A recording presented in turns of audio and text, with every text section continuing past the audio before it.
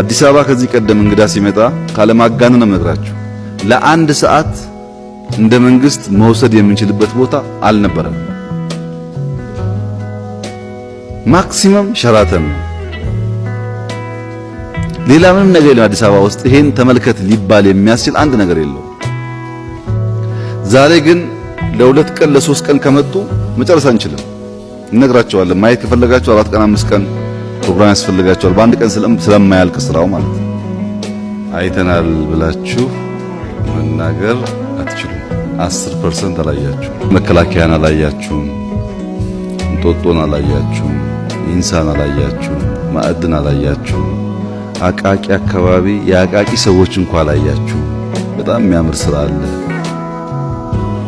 የሪቨር ሳይድ አሁን የወንዝ ዳርቻ ያልነው ስራ አዲስ አበባን ኮምፕሊትሊ የሚቀይር ነገር አላያችሁም። የአዲስ አበባ ሰው እንደምታዩት ቅን ነው። ካየ ካመነ ያግዛል። እኛ ደግሞ የሚያግዙንን ሰዎች እንፈልጋለን። በዚህ ምክንያት ብታዩ ልጆች እንዲያዩ ብታረጉ እናንተም እንዳላችሁት እኛም እንሞክራለን። ተማሪዎች እንዲያዩ፣ ወጣቶች እንዲያዩ ግን ብታግዙ ጥሩ ነው።